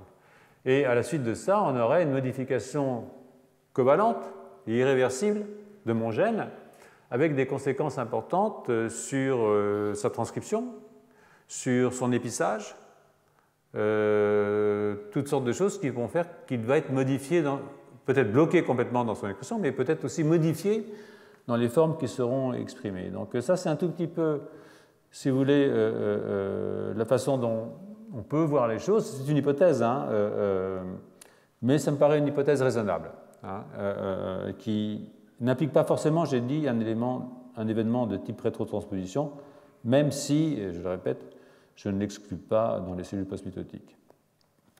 Bon, ça me permet de terminer cette journée en présentant des travaux qui ont été récemment publiés par l'équipe désormais indépendante de Julia Fuchs, qui a travaillé avec moi pendant plusieurs années, pour mon plus grand bonheur, sinon le sien, et qui ont à voir avec l'expression des éléments mobiles. Elle est là, Julia? Oui, elle est là. Ouais. C'est elle, là-bas. Donc Julia et ses collègues ont travaillé sur des modèles murins de la maladie de Parkinson. Hein, alors, au cours de ces travaux, nous avons observé que contrairement à ce qu'on pouvait penser, parce que vraiment, ça, on ne le pensait pas, les lines, donc ces éléments, ces rétrotransposons, hein, ceux-là, hein, les lines, et les ARN Piwi. ARN Piwi sont exprimés dans différentes régions du cerveau. Alors, je reviendrai dans un instant sur ce que c'est que Piwi, mais vous voyez, c'est quelque chose qui était tout à fait inattendu. C'est-à-dire que, vous voyez ici, vous avez le rein, le cœur, les testicules, et là, ce que vous regardez, c'est l'expression des différents éléments mobiles. Là, il y a les lines des différentes familles. Vous avez ici les signs des différentes familles. Chez la souris, vous avez les signs B1, signs B2. Bon, chez les humains, c'est les séquences qu'on appelle ALU. J'y reviendrai plus tard. Et vous voyez qu'en fait, ils sont pas mal exprimés. Ils sont exprimés VTA, substance noire, hippocampe, cortex. Et bon, c'est pas tellement moins que dans le testicule. Hein, alors, dans le testicule, il y a une chose qui est très fortement exprimée, c'est Piwi. Mais ça, on a sur une échelle logarithmique. Alors, Piwi, c'est quoi? C'est une protéine qui fixe un petit ARN qu'on appelle Pi. Piwi, Pi se fixe à Piwi. Et le complexe Pi-Piwi reconnaît les promoteurs des lines, ou des séquences dans les lines, les méthyle et bloque l'expression des lines. Donc, quand vous avez du Piwi, vous bloquez l'expression des éléments mobiles de la famille lines pour l'instant. Et quand vous bloquez la famille lines, vous bloquez aussi la famille signs, parce que les signs ont besoin des lines pour se reproduire. D'accord? Donc en fait, quand vous bloquez les lines, vous bloquez quasiment toute la rétrotransposition, sauf les rétrovirus endogènes à LTR, sur lesquels je vous parlerai quand je vous parlerai de la maladie de Charcot. Si j'y arrive. Ce qui n'est pas sûr. Ah bah. Sinon, faut que je trouve un moment, quoi. Donc, ce qui est intéressant dans cette diapositive, c'est que vous avez une différence très faible entre l'expression des lines, entre le système nerveux et les testicules, les gonades. Vous avez une différence très forte dans l'expression de Piwi. Parce que là, vous voyez, vous êtes à 2 10 puissance 20, hein, et là, vous êtes à 2 10 puissance 5. Vous imaginez une puissance 15 de différence. Donc, en fait, dans les cellules germinales, ce Piwi, les lines sont probablement là pour fabriquer des pailles RNA, parce que les pailles RNA sont faites à partir des lines. Donc, je ne veux pas vous raconter le système ping-pong parce que c'est trop compliqué. Mais il faut savoir que là, ce que ça veut dire, c'est que probablement le Piwi dans les cellules germinales, il est là pour empêcher la rétrotransposition dans les cellules germinales. Et ça, on comprend bien, parce que si vous avez une rétrotransposition dans les cellules germinales, vous introduisez des mutations dans vos gonades, et vous faites des mutations qui sont des mutations héréditaires. Alors, ça peut être utile. Vous allez voir, je vous montrerai, ça peut être très utile. C'est-à-dire que ça peut sauver l'espèce. Mais c'est vraiment la dernière ligne de défense que de muter à fond la caisse les chromosomes, les gènes de ces cellules germinales pour essayer de trouver un survivant dans une condition, je ne sais pas moi, bombe atomique par exemple, un truc comme ça. Mais dans le système nerveux où les cellules sont post-mitotiques, à ce moment-là, ou sont en tout cas somatiques, sinon post-mitotiques, somatiques, parce que bon, le système nerveux, ça se construit. Hein. Il y a un moment où les cellules prolifèrent. Là, vous pouvez imaginer que l'expression de ces lines qui introduisent des mutations peuvent faire un mosaïcisme génétique qui, lui, peut être utile. C'est-à-dire que lui peut servir de substrat à une forme d'adaptation. Et c'est ce que pense Gage quand il parle de l'hippocampe. C'est-à-dire quand il fait de la neurogénèse dans l'hippocampe et qu'il a l'expression de ces lines, il dit je fais des neurones qui sont très différents, et peut-être que parmi ces neurones très différents, il y en a qui sont très intéressants sur le plan cognitif, par exemple, ou pour une situation X, Y ou Z. Donc c'est cette différence entre le rapport entre les Piwi et les lines, et le fait qu'en fait, ici on est quasiment la même chose, des facteurs de 10 puissance 15, suggère très fortement que les lines sont effectivement exprimés et actifs dans le système nerveux. Ils ne sont pas là uniquement pour faire des éléments répresseurs de la transcription comme les pailles RNA. D'accord ? Donc, je ne sais pas si vous m'avez suivi, mais en gros, quoi, hein, vous voyez à peu près ce que je veux dire. Enfin, j'espère. Donc, dans le système nerveux, même si une part des lines sert à fabriquer des ARN de type paille RNA, ce que je ne peux pas exclure, bien entendu, la quantité de Piwi est si faible, en comparaison avec les testicules, qu'il est probable que les lines sont actifs, soit qu'ils rétrotransposent, soit qu'ils agissent comme des ARN régulateurs, ce que je vous ai dit un tout petit peu plus tôt, en allant réguler par exemple les méthylations des CPG. Et ça, c'est vrai aussi pour les signs, et puis pour les rétrovirus endogènes sur lesquels je reviendrai quand on parlera de la maladie de Charcot, si on y arrive.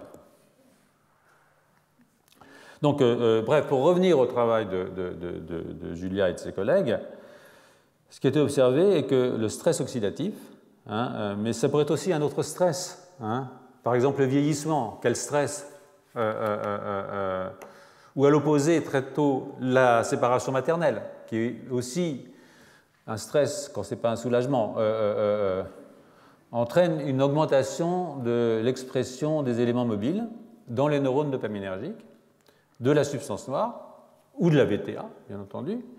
Et voilà, donc l'expression moyenne de base, je dirais, de ces éléments mobiles dans ces neurones peut et a probablement un rôle physiologique. Ça, je pense que c'est... Mais elle peut avoir un rôle pathologique léger. Hein, voilà, on n'est jamais vraiment en bonne santé, on n'est jamais vraiment malade, il y a toujours un petit, voilà, physiologique et pathologique léger. Hein. Mais une expression trop forte, je veux dire léger, je veux dire qu'il ne tue pas la cellule, qu'il la modifie, qu'il la rend moins efficace, ce que vous voulez. Mais une expression trop forte, évidemment, elle permet de passer un seuil, et c'est un seuil qui induirait la mort du neurone. Rien que ça. Et la mort du neurone du fait, nous le pensons sérieusement, de la coupure du génome à cause des activités endonucléolytiques de la protéine ORF2P, qui est une protéine qui, vous vous rappelez, fait un nick dans l'ADN pour que l'ARN puisse être rétrotranscrit à partir de ce nick. Il y a un oligo-DT, donc le poly-A de l'ARN se met là, s'hybride, et puis ma reverse transcriptase va me faire un deuxième brin d'ADN, et hop, je vais pouvoir m'intégrer. Donc, il y a une activité ORF2P, c'est une activité qui a à la fois reverse transcriptase, mais aussi une activité DNase, endonucléase. Donc, alors c'est là que ça se corse, mon affaire. J'ai oublié de vous parler de ça, mais ce n'est pas très grave, bien que ce soit assez intéressant, parce que c'est un IAP qui vient se balancer dans un intron, c'est un exemple. IAP, c'est donc un rétrovirus endogène. C'est un travail du groupe de Thierry Heidmann, qui est un des types qui est un pionnier, hein, vraiment, dans l'étude des éléments mobiles dans la cancérologie. C'est un ancien neurobiologiste qui a trouvé une sortie vers le cancer. C'était un ancien élève de Jean-Pierre Changeux, à vrai dire, pour rien vous placer. Il a fui et il a fait de grandes découvertes. Donc, n'en tirez aucune conclusion. Donc, ce rétrovirus endogène est allé se mettre dans un intron, là, et vous voyez que comme c'est un LTR, il y a un site d'initiation de la transcription, et donc on peut faire des protéines différentes.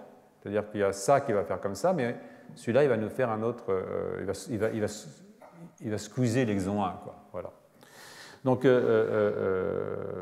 donc, je vais sauter ça, mais c'est pour vous montrer un petit peu comment l'insertion d'un élément transposable dans un intron peut avoir des modifications, pour introduire des modifications qui n'entraînent pas la perte de la protéine, par exemple une modification ou la naissance d'une nouvelle protéine d'un nouveau transcrit. Donc là où ça se corse, je disais, que disais-je d'ailleurs? Oui, là où ça se corse, c'est quand, avec Julia, nous avons montré qu'il y a un facteur de transcription qui s'appelle NGRELD, dont je vous ai déjà parlé plusieurs fois, qui bloque la mort. Là, je vous raconte des choses du labo un petit peu, parce que comme ça me permet de gagner un peu de temps. Puis c'est plus facile pour moi, enfin, de moins en moins, mais bon, ça allait quand même un petit peu, quoi. Donc, et je continuerai peut-être la semaine prochaine, mais ce qui a été montré par cette équipe, c'est quelque chose qui était tout à fait inattendu, en fait. C'est quand vous faites un stress oxydatif sur vos neurones dopaminergiques, et in vivo, hein, ce n'est pas des manips de culture, ben, ce que vous voyez, c'est une augmentation de la transcription des lines. Vous voyez, très rapidement, un stress oxydatif spécifique des neurones dopaminergiques, parce que ça, c'est une drogue qui est oxydative, mais qui est uniquement prise par les neurones dopaminergiques, parce qu'elle est capturée par des sites de capture qui sont exprimés uniquement par ces neurones-là. Donc, par ces gars-là, hein, VTA et substance noire, eh bien, si vous balancez de l'acide SOHDA in vivo, tout de suite, vous avez une augmentation de l'expression de vos lines. C'est-à-dire que vous aviez déjà des éléments de type mobile élément transcrit. Mais, paf, ça monte. C'est-à-dire que je stresse mes cellules, elles font des lines. Hein, et ça, vous pouvez le voir ici, par exemple, voilà, c'est un anticorps contre Orphin-P, donc une protéine de lines. Et vous voyez que si vous faites un stress oxydatif, c'est ici, là, vous voyez qu'il y en a beaucoup plus ici qu'ici. Hein, et puis ça peut se quantifier, ce n'est pas uniquement de l'imagerie. Ce n'est pas de l'illustration, c'est de la quantification. Hein, c'est une obsession, moi, contre l'imagerie, je ne sais pas pourquoi, il y a un truc. Et ce qui est le plus amusant, évidemment, c'est que Ossine Riquet, qui était l'étudiant de Julia, il a fait un stress, donc vous voyez, on perd tous les neurones, hein, c'est vraiment méchant, et juste après, il a injecté du NGREL. Alors, NGREL, c'est une protéine hémodomaine, et comme cette protéine hémodomaine, elle rentre dans les cellules. Paf! Ça, c'est mon copain Joliot qui a montré ça. Voilà. Donc, ça rentre dans les cellules. Bon, il était avec moi à l'époque, quand même. J'ai un peu tenu la main, voilà. Bon, il a tenu la mienne aussi longtemps, il faut reconnaître, donc on s'entraide. Donc, donc ça rentre dans les cellules, ça va dans le noyau, et c'est comme si vous exprimiez le facteur, mais ce n'est pas la peine, vous l'injectez. Donc pas besoin de mettre un virus, un machin, un truc, paf, il n'y a qu'à le rajouter. Et comme vous voyez, vous sauvez le neurone. Et ce que je voulais vous montrer là, c'est que vous sauvez les neurones avec NGREL, donc ça c'est super sympa, hein, mais vous sauvez aussi les neurones avec OTX2. OTX2 qui est exprimé dans la VTA. Hein, et si je vous dis ça, c'est parce que je suis en train de shifter doucement de la substance noire motrice vers la VTA psychologique, entre guillemets, d'accord? Mais l'idée, c'est que, de même que pour moi, la VTA, c'est l'œil du cortex limbique, c'est aussi, d'une certaine façon, le système moteur du système limbique, c'est-à-dire qu'il y a une analogie entre la VTA et la substance noire. Donc si on arrive à mélanger la VTA et le système limbique, c'est comme si on mélangeait la substance noire et le système visuel. Les gens qui sont dans mon labo comprennent où je veux en venir. Ils ont vu que je n'ai pas totalement abandonné l'idée de continuer à travailler. Donc, et ça, c'est super intéressant parce que, évidemment, ça veut dire qu'on peut sauver ces neurones. Et en fait, on sauve ces neurones. Dans le cas d'NGREL, je ne sais pas si j'ai mis cette diapo. J'ai montré, là, c'est l'histoire de la même chose. Hein. Là, je sauve les neurones avec NGREL. Donc là, je regarde le nombre de neurones. Vous voyez que, quand même, je les empêche de mourir. Pas totalement, parce que, bon, mettre de la SSHDR dans un neurone, c'est comme mettre une bombe atomique à Clichy-sous-Bois, par exemple. Il ne reste pas grand-chose, mais si vous rajoutez NGREL derrière, ça protège quand même pas mal. Et ça restructure la chromatine d'ailleurs. Mais vous voyez, ça marche aussi avec OTX2. Donc ça, c'est très plaisant. En même temps que si vous supprimez OTX2, ça c'est un hétérozygote d'OTX2, il n'y a plus qu'un seul allèle OTX2, qu'est-ce qui se passe? Vous augmentez l'expression des lines dans la VTA. Donc il y a quelque chose de très proche entre NGREL, substance noire, et OTX2, VTA, et évidemment, notre but aujourd'hui, c'est de parler des maladies neurodégénératives, Parkinson, et des maladies psychiatriques, et de montrer qu'au fond, il y a quelque chose de très très proche entre les maladies psychiatriques et les maladies neurologiques. Hein, qu'il y a des phénomènes qui sont très proches et qui sont liés au fait que dans les deux cas, ça pourrait être en rapport avec de l'instabilité génétique liée aux éléments mobiles qui sont mobilisés au-delà, au-dessus d'un seuil qui est tolérable sur le plan physiologique. Que ce soit tôt au cours du développement pour les maladies psychiatriques ou tard au cours de la vie pour les maladies neurologiques. D'accord ? Donc c'est un petit peu ça la philosophie du cours cette année. Je sais que c'est toujours un peu confus mes cours, je suis désolé, mais je suis comme ça, quoi. Je suis un peu confus, voilà. Donc, on n'a pas la preuve formelle que OTX2, quand il sauve les neurones dopaminergiques de la substance noire, joue par une répression de l'expression des lines. Mais on a la preuve formelle pour NGREL. On a la preuve formelle pour NGREL. Alors, je vous la montrerai peut-être plus tard, je ne sais pas. Non. Oh là là. Vous allez souffrir la semaine prochaine. Oh. Moi, je serais vous, je ne viendrai pas. Donc, ce qui se passe ici, vous voyez, c'est que j'ai Qu'est-ce qui se passe? Par exemple, j'ai un élément transposable qui s'est mis, ou qui est, mais qui s'est mis, là, en l'occurrence, entre deux exons. Donc, je vais avoir ici un signal de polyadénylisation cryptique. Je vais arrêter ma transcription trop tôt, parce que je ne vais pas arriver en 3' assez tôt pour avoir ma polyadénylisation. Ici, je vais avoir un élément mobile qui va me donner une transcription peut-être dans le bon sens, mais c'est ce que j'ai montré tout à l'heure avec le travail de Thierry Heidmann, mais aussi peut-être dans le mauvais sens. Parce que comme vous savez, dans les promoteurs des lines, vous avez deux sites de transcription. Un qui va vers ORF0, dont je ne vous ai pas parlé, qui est un exon dont on ne sait pas très bien à quoi il sert, mais qui est de l'autre côté de ORF1 et de ORF2. Mais puis il y a un site de régulation de l'initiation de transcription qui va dans le sens normal. Donc là, vous pouvez avoir un antisens qui va se mettre en place. Alors les antisens, c'est très intéressant parce que d'abord, il peut bloquer le sens, auquel cas, paf, je bloque la formation de mon gène, mais il peut aussi fabriquer un antisens, fabriquer un ARN antisens. Or, il se trouve qu'il y a plein d'ARN antisens dans le vivant. Personne n'en parle trop parce que c'est un truc qu'on ne comprend pas pourquoi il faut faire des ARN antisens. Mais on fait des ARN antisens. Donc ça, c'est votre mécanisme de fabrication d'un ARN antisens par l'insertion d'un transposon. Vous pouvez avoir une exonisation, c'est-à-dire tout d'un coup, ce type-là, il est reconnu comme, parce qu'il y a des séquences de splicing en 5' et en 3', il va être reconnu comme un exon. Et je vais me faire une protéine alors compliquée parce qu'elle va avoir un exon qui va être un morceau d'éléments transposables. C'est l'exonisation. Et puis, ça peut m'attirer des méthyltransférases ou des sites de fixation de H3K9 méthylés, par exemple. Et à ce moment-là, je vais avoir une répression de la transcription qui est liée à la méthylation des CPG ou liée à l'incorporation ou l'attraction d'une histone qui est une histone répressive, comme H3K9 méthyle3, etc., ou H3K9 méthyle27. H3K27 méthyle3. Donc, vous voyez, c'est des choses qui ne sont pas d'une simplicité enfantine. On doit, du coup, comprendre comment l'expression d'un élément mobile peut réduire, ce que je vous montrer ici, l'expression d'un gène qui est physiologiquement important. Ce qui veut dire aussi que les facteurs de transcription, comme NGREL, comme OTX2 ou comme d'autres, je pense qu'en fait, la plupart des protéines au domaine font ce genre de travail. Et on a quelques éléments dans le laboratoire pour dire qu'il en est bien ainsi. Mais bon, on n'a peut-être pas testé beaucoup, mais on a testé 5 ou 6 et ils font tous plus ou moins la même chose.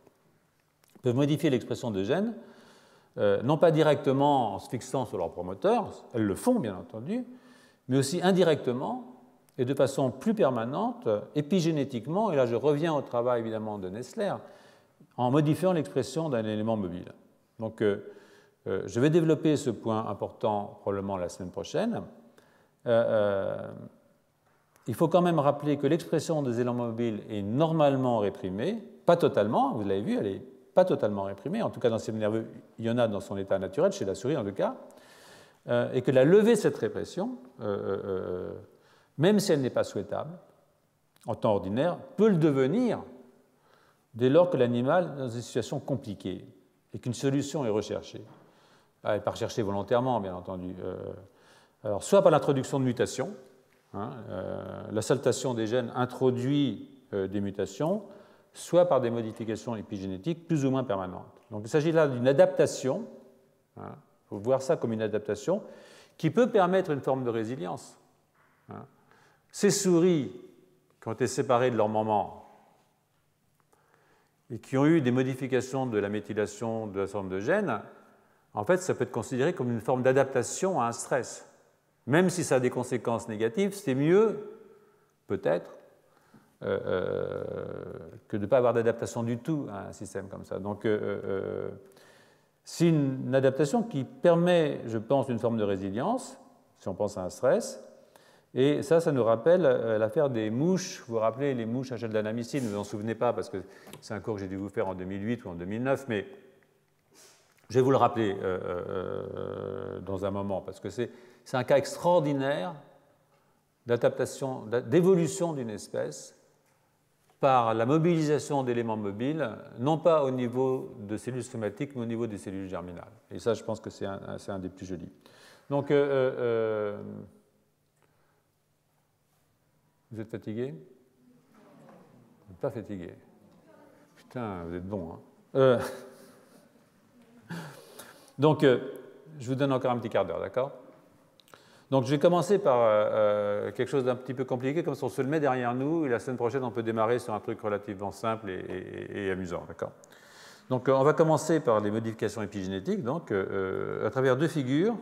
Bon, c'est celle-là, hein, qui est relativement simple, celle-là. Celle-là, c'est celle qui vous montre, j'étais plus vite que mon texte, comment l'insertion d'éléments mobiles peut avoir ces conséquences que je viens de vous raconter.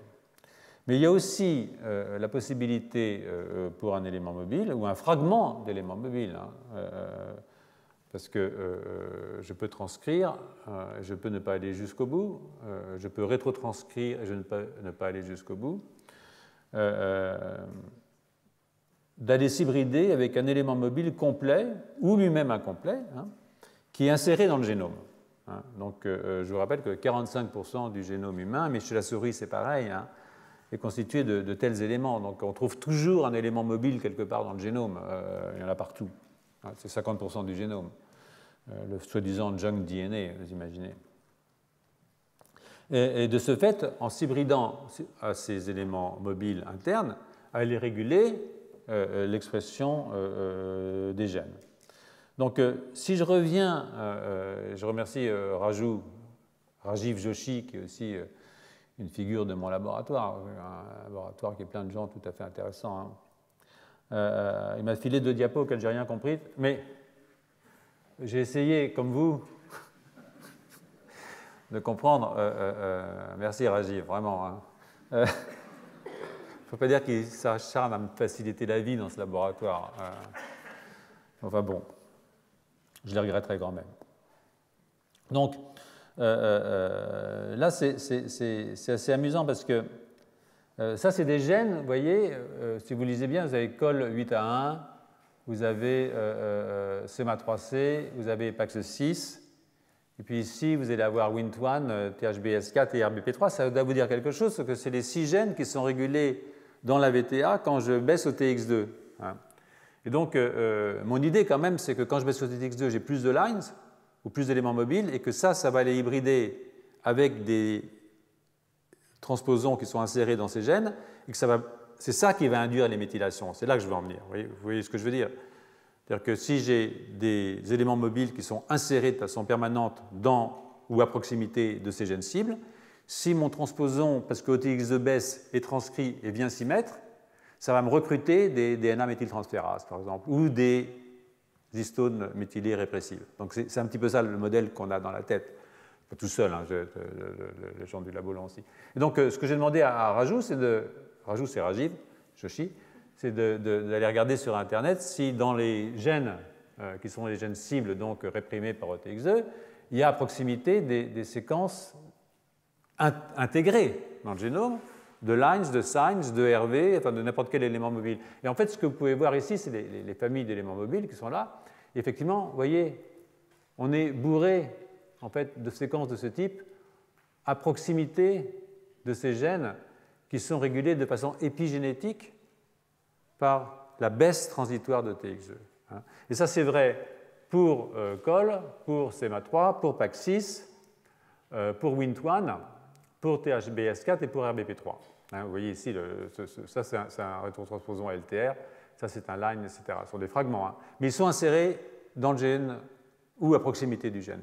Et ça, évidemment, ça peut induire à la fois des mutations, ou des méthylations, ou des répressions, ça peut aussi induire des modifications de la structure de la chromatine. Et ça, c'est très important parce que si vous avez des lines qui sont exprimées à différents endroits, ou si vous allez, par exemple, vous avez 2 lines, par exemple, si vous avez 2 signs, c'est connu, ils peuvent s'hybrider et faire une boucle. D'accord ?